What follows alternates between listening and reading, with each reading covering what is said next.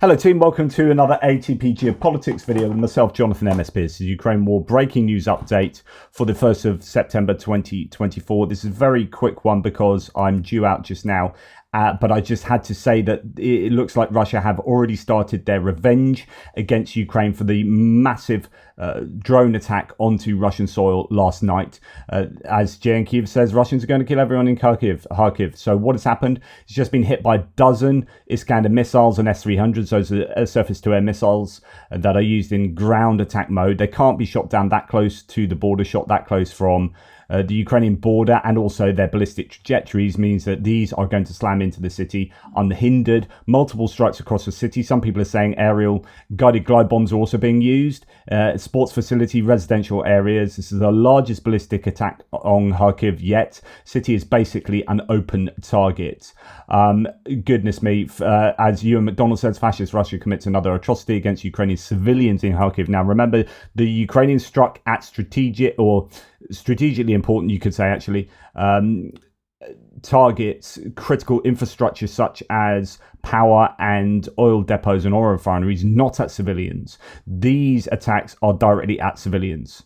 There's a big difference there. While the Biden administration continues to prevent Ukraine from effectively striking Russian air bases and missile launch sites, Kiev Post reports that Russians have hit Kharkiv's residential areas with 10 guided bombs and ballistic missiles. There are many victims. Ukraine is forbidden by its allies from striking the Russian launchers and airfields with Western weapons. So that is being repeated an awful lot by a number of people. Jay and Kiev talks about this an awful lot. Biden's legacy, blah, blah, blah, tying hands behind their back, etc., etc.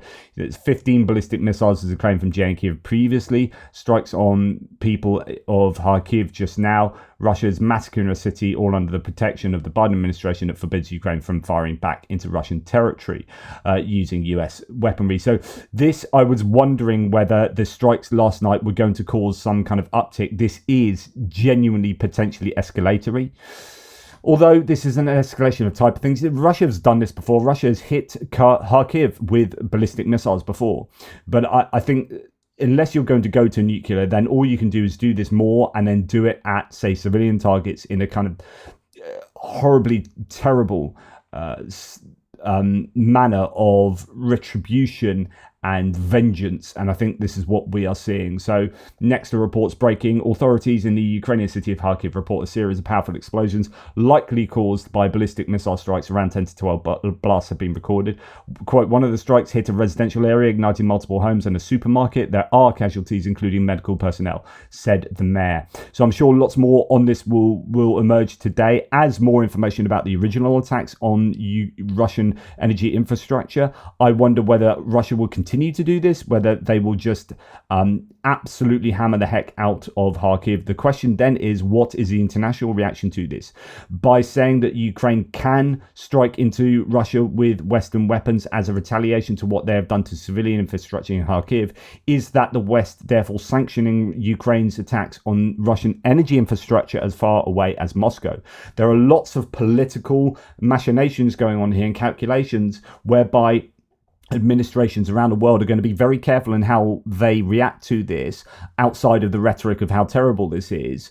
Will what they, if there is any movement on restrictions, will that be seen as openly escalatory, which is exactly why they haven't been allowing the restrictions to be lifted. So you might see the Biden administration, for example, double down, or, I don't know, react in some other way that allows Ukraine greater ability to do X, Y, or Z, but not move on the using, say, Storm Shadows or ATACMS particularly to hit 300 kilometers into Russia. We will see what the reaction will be, but this is definitely par for the course for Russia. This is a heinous attack that appears to be directly on civilians and civilian infrastructure, which is a very different way of doing things to the Ukrainians. Let me know what you think, and I probably won't be able to give you any further updates till much later tonight UK time. Anyway, take care, speak soon.